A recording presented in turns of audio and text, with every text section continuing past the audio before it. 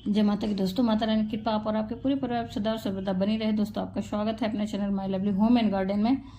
आज की वीडियो में मैं दोस्तों आपसे बात करूंगी अधिक मास में जो मालपुआ दान देने क्या है, तो उसका सबसे सर्वोत्तम समय कब है और शुभ मुहूर्त क्या है, फिर उसके साथ किस दिन हमें दान करने से सर्वश्रेष्ठ महत्व उसका पुण्य प्राप्त होगा। दोस्तों, उसका महत्व विशेष होगा, उसका लाभ विशेष होगा। फिर उसके साथ ही दोस्तों किस लिए हमें 33 की संख्या में ही ये दान करना चाहिए, इस बात को भी हम लोग जानेंगे और उसका वजह क्या क्या है उस विषय पर भी हम लोग जानेंगे। तो आज की वीडियो बहुत ही खास है, इसलिए आपसे रिक्वेस्ट है कि पूरी जानकारी लें और इसका लाभ उठाएं। आप भी पूरे अधिक मास में अगर दान पुण्य नहीं कर पाए हैं तो इस अंतिम दिनों में कुछ इन उपायों को करके, कुछ छोटे छोटे उपायों को करके आप पूरे महीने के दान पुण्य और स्नान का लाभ उठा सकते हैं। दोस्तों, तो आइए चलिए हम लोग बात करते हैं कि अधिक मास में मालपुआ दान के विषय में। उसके बाद दोस्तों एक और रिक्वेस्ट है, आपको इस वीडियो की कोई भी जानकारी अच्छी लगे तो लाइक तो अवश्य ही करें, अपने फ्रेंड्स और फैमिली में ज़्यादा से ज़्यादा शेयर भी करें। और आप मेरे चैनल पर नए हैं तो मेरे चैनल को सब्सक्राइब करें, बेल नोटिफिकेशन अवश्य ही दबाएं, जिससे आने वाली वीडियो की जानकारी आपको समय से प्राप्त हो सके। दोस्तों, फिर कोई प्रश्न या सुझाव हो तो आप कमेंट बॉक्स में लिख सकते हैं। दोस्तों, तो चलिए हम लोग जानकारी शुरू करते हैं। पुरुषोत्तम मास, अधिक मास की शुरुआत तो दोस्तों 18 जुलाई से ही हो चुका था, जो कि 16 अगस्त तक निरंतर चलेगा। प्रत्येक 3 वर्ष में अधिक मास आता है और अधिक मास और पुरुषोत्तम मास में जो भी हम दान पुण्य करते हैं उसका करोड़ों गुना हमें फल मिलता है। दोस्तों, साधारण महीनों की अपेक्षा अधिक मास में जो भी पूजा पाठ, धार्मिक कर्म कांड या तीर्थ यात्रा किया जाता है उसका अत्यंत गुना फल मनुष्य को प्राप्त होता है। और अधिक मास में मालपुआ दान करने का विशेष महत्व है। इस विधि को अपूप भी कहा जाता है। और मालपुआ का दान अब बात करते हैं 33 की ही संख्या में क्यों किया जाता है।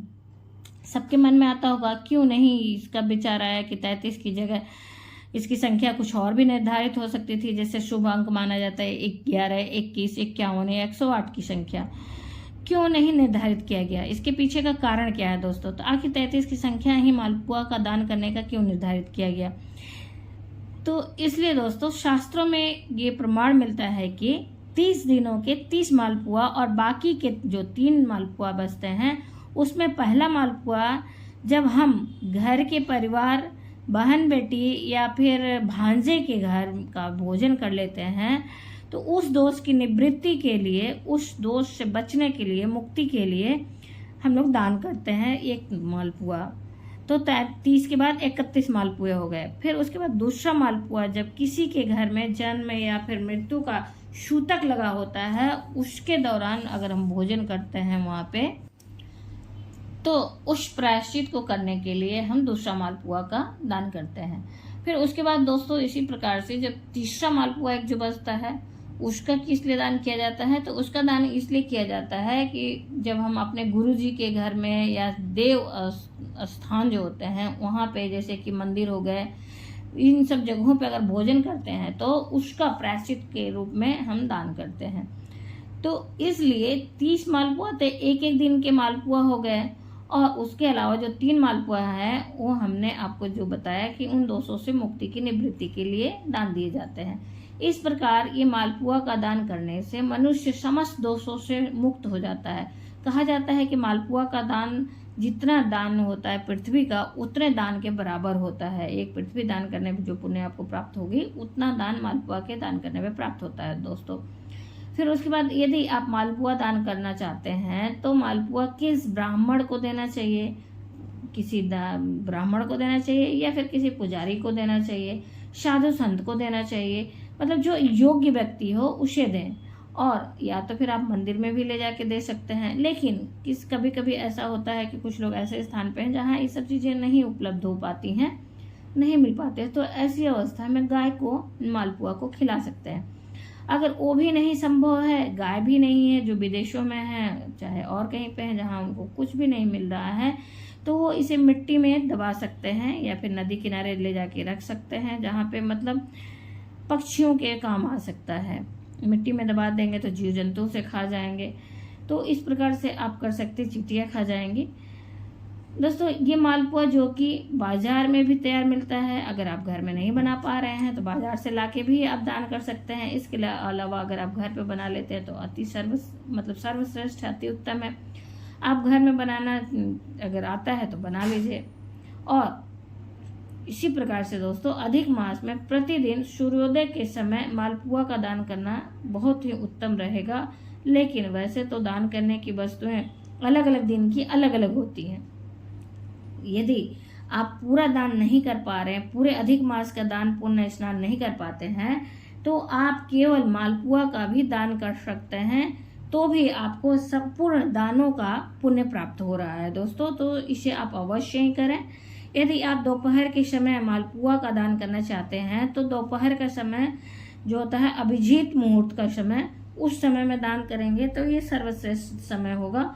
इसका दोपहर का समय दोस्तों है 11 बज के, अभिजीत मुहूर्त का जो समय है 11:50 से लेके 12:10 तक है। तो इस समय के दौरान भी आप मालपुआ दान कर सकते हैं।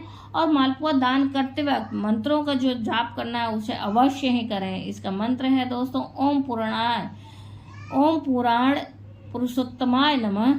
इस मंत्र का जाप करते हुए आप मालपुओं का दान करें। और मालपुआ दान करते वक्त निरंतर लगातार इन मंत्रों का जाप करते रहें और लगातार जाप करते हुए मालपुओं का दान करें। तो ऐसा यदि आप करते हैं दोस्तों तो आपके जीवन में जितने भी कष्ट होते हैं, संकट होते हैं, वे सब समाप्त हो जाते हैं। क्योंकि मालपुआ में एक प्रकार का छिद्र होता है और उन छिद्रों से हमें मोक्ष और पुण्य की प्राप्ति होती है। और हमारे जितने भी पितृ होते हैं उनको भी स्वर्ग लोक की प्राप्ति होती है, वैकुंठ लोक की प्राप्ति होती है दोस्तों। यदि आप अधिक मास पुरुषोत्तम मास का पूरा फल प्राप्त करना चाहते हैं तो आपको अधिक मास में पुरुषोत्तम मास के अंतिम 5 दिनों में किसी भी दिन ये नियम आप कर सकते हैं, दान का आप कर सकते हैं, या फिर प्रतिदिन, या फिर आपके पास जैसी भी व्यवस्था हो, जैसा भी समय हो, उस हिसाब से भी मालपुआ का दान कर सकते हैं दोस्तों। मालपुआ के साथ साथ आपको ऋतु फल अवश्य ही दान देने चाहिए। उसमें आम हो सकता है, केला हो सकता है, सेब हो सकता है, जो आपका सामर्थ्य, आपका बजट आपको साथ दे उस हिसाब से आप कर सकते हैं। या फिर आपकी इच्छा जिन फलों के दान करने की है दोस्तों, आप अपनी पसंद के फलों का भी दान कर सकते हैं। और इनकी संख्या 5, 11 या 21 जितना आपको हो सके संभव उस हिसाब से आप दान कर सकते हैं। यदि आप ऐसा करते हैं तो आप मालपुआ के साथ दान करेंगे इन सब फलों का, तो पुरुषोत्तम मास का महान पुण्य आपको प्राप्त होगा। सबसे सर्वश्रेष्ठ अगर दिन की बात की जाए दोस्तों तो अमावस्या तिथि जो होती है सर्वश्रेष्ठ समय है, सर्वश्रेष्ठ तिथि है। इस दिन आप अवश्य ही इस उपाय को करें। अगर पूरे महीने या फिर अंतिम 5 दिनों में नहीं कर पा रहे हैं तो अमावस्या के दिन अवश्य ही करें। उसके बाद खास एक उपाय जो है दोस्तों वो है अमावस्या के दिन आप तुलसी की लकड़ी को, अगर तुलसी की लकड़ी नहीं है तो आप जो आपके घर में तुलसी का माला है उस माले को ही पानी में घुमा लें स्नान वाले में, और उसने स्नान करते हैं तो जितने भी पूरे वर्ष के अमावस्या होते हैं, जितने भी अमावस्या होते हैं, उसका आपको पुण्य प्राप्त होता है, स्नान का पुण्य प्राप्त होता है दोस्तों।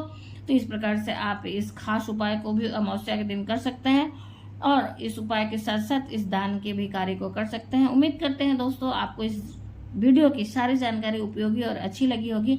अगर उपयोगी और अच्छी लगी तो लाइक तो अवश्य ही करें और अपने फ्रेंड्स और फैमिली में ज़्यादा से ज़्यादा शेयर भी करें। आप मेरे चैनल पर नए हैं तो मेरे चैनल को सब्सक्राइब करें, बेल नोटिफिकेशन अवश्य दबाएं जिससे आने वाली वीडियो की जानकारी आपको समय से प्राप्त हो सके दोस्तों।